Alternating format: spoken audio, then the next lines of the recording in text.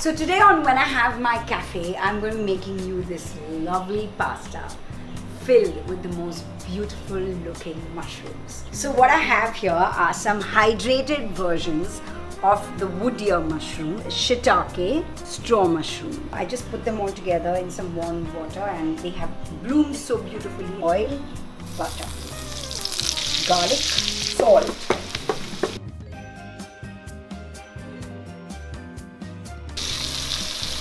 Let it cook. Fresh basil leaves, parsley, half a ladle of vegetable stock.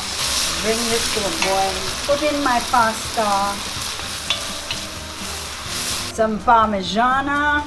Okay, since I'm not serving this to anyone, I'm doing this. If I was going to serve this, I would have plated it. But I think this is a lot of fun. It's fabulous. Whenever I do have my cafe, I think what I'm going to do is I'm going to make bowls like this.